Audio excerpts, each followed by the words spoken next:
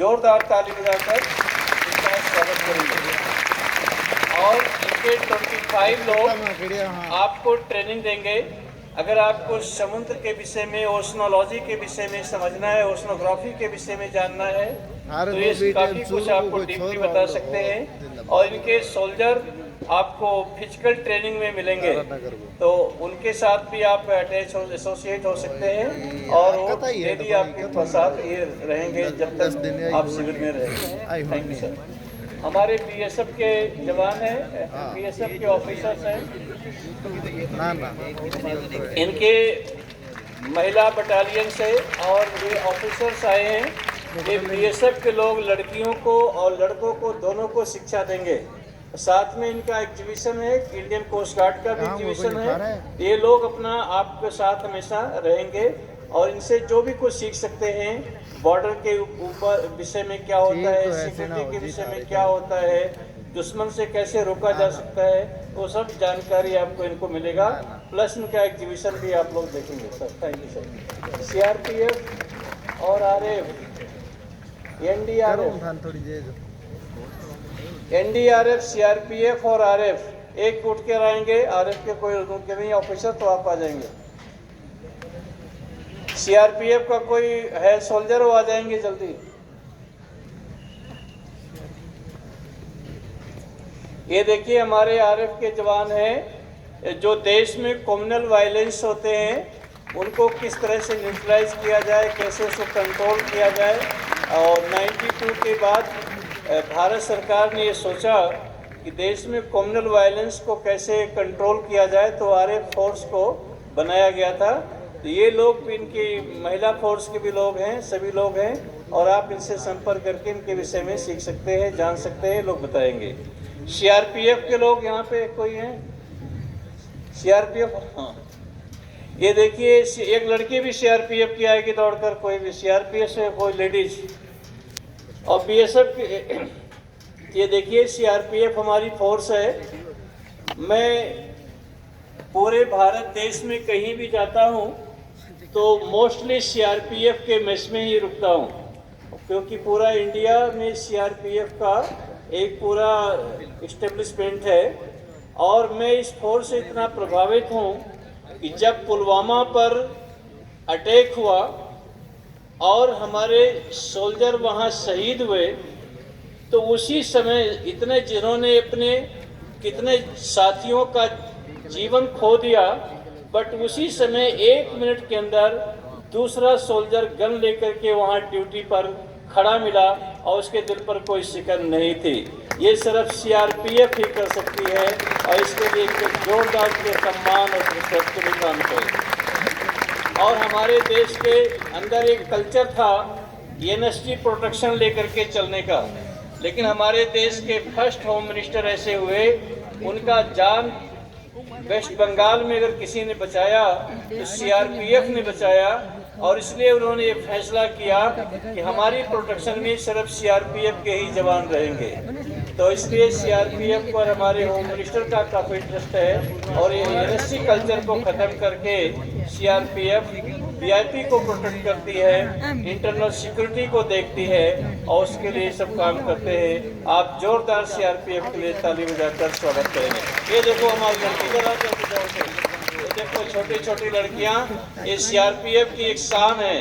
अभी बताया था ना कि 2007 में ये लोग जाकर लाइबेरिया को ठीक किया था। इनके लिए लड़कियां सारी खड़े हो जाएंगे, इनके सम्मान में सारी देखो सब खड़े होंगे और एक बार बोलेंगी जय हिंद। और इनको सलूट कैसे करते हैं, सलूट करेंगे आप इनको? गुड, थैंक यू मेरे बच्चे, थैंक यू, जय प्लीज। और ये लोग आपको 100 लोग हैं, लड़कियां आई हैं, और ये आपको ट्रेन करेंगी और अपनी तरह आपको बनाएंगे। थैंक यू मेरे बच्चे, प्लीज। तो इस तरह से आरएफ, एनडीआरएफ के लोग हैं, एनडीआरएफ के लोग कहाँ गए? नहीं है, अभी उधर ड्यूटी पे होंगे, कोई इशू नहीं। तो प्यारे बच्चों, अब देखिए मैं आपको यहाँ का शेड्यूल अब समझाने का प्रयास करता हूँ। मॉर्निंग में 5:30 से 7 AM तक पीटी होगा, फिजिकल ट्रेनिंग सेल्फ डिफेंस, ये नोट कर लीजिए आप। मॉर्निंग 5:30 से 7 o'clock। आज फर्स्ट डे था, आप आराम किए हैं, कुछ भी प्रेशर नहीं हुआ, लेकिन कल से ये नहीं चलेगा। मॉर्निंग 5:30 से 7 o'clock सेल्फ डिफेंस की ट्रेनिंग होगी, जिसमें लड़कियों को सीआरपीएफ बीएसएफ की लड़कियां ट्रेन करेंगी और ये लड़कों को आर्मी, नेवी और इसके साथ coast, Indian coast guard, NDRF के लोग रहेंगे, सीआरपी के लोग रहेंगे। और 7 o'clock से 8 o'clock तक आपका ब्रेकफास्ट होगा। 1 घंटे में सभी का ब्रेकफास्ट हो जाएगा। फिर 9 o'clock से 12 noon तक यहाँ आपको असेंबली हॉल में आना होगा। और जब आप आएंगे तो वॉशरूम जाकर के आएंगे, पानी आदि लेकर आएंगे, बीच में कम से कम उठने का प्रयास करेंगे। और जब कार्यक्रम चल रहा होगा तो आपको इधर उधर आने जाने की इजाज़त नहीं मिलेगी। आप 3 घंटे यहाँ रह सकें, इसीलिए आपके लिए कंफर्ट चेयर लगा दी गई है। तो उस समय के लिए आप ये मानसिकता बना कर आएंगे कि 9 o'clock to 12 noon तक आपको यहाँ रहना है। अब इसके बाद आपको हाफ आवर का रेस्ट मिलेगा। 12:30 से 2 PM तक आपका लंच और रेस्ट रहेगा। 12:30 to 2 PM आपका लंच और रेस्ट रहेगा। 2:30 से सेकेंड असेंबली चालू होगा, सेकेंड सेशन। 2:30 से 2:30 तक आपको यहाँ आकर के असेंबली हॉल में बैठ जाना है। और 2:30 से 5 PM नेक्स्ट सेशन होगा। 5 PM से हाफ आवर आपको फिर रेस्ट मिलेगा 5:30 तक।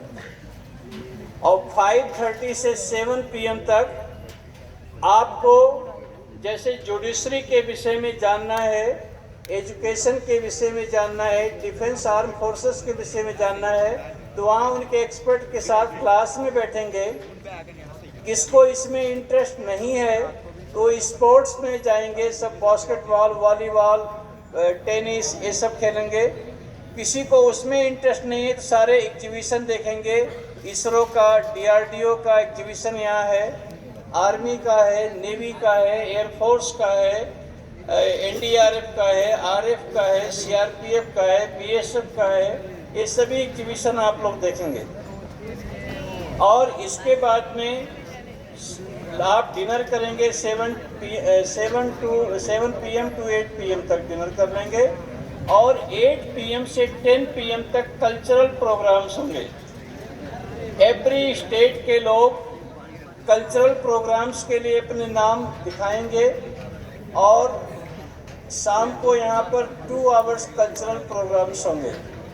तो जो मणिपुर के, नागालैंड के, नॉर्थ ईस्ट के बच्चे हैं, तमिलनाडु से हैं, गुजरात से, अलग अलग स्टेट के बच्चे अपना कल्चरल प्रोग्राम का परफॉर्मेंस करेंगे, वो लोग देखेंगे। उसका टाइम है 8 PM to 10 PM। और 10 PM के बाद में आप 5:30 तक सो जाएंगे, 5 o'clock को सो जाएंगे, ठीक है। और आज के बाद, आज तो रहेगा, कल के बाद ये रोड ब्लॉक कर दिया जाएगा। लड़कियां अलग रूट से आएंगे, लड़के अलग रूट से आएंगे। आपस में फोर्स रहेगी, किसी को मिलने की इजाज़त नहीं होगी। अगर किसी का भाई है, किसी की बहन है, मिलना चाहते हैं तो वो सिक्योरिटी से परमिशन लेकर के ही मिलेंगे।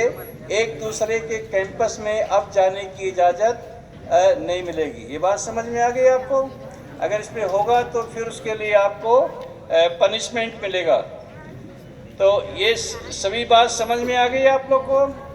तो आप और एक बात आगे सिक्योरिटी लगी है, गांव में कोई अगर जाता हुआ मिल गया, घूमता हुआ मिल गया, तो उसको 100 टाइम अप डाउन करना पड़ेगा और 100 डंडे की मार भी लगेगी।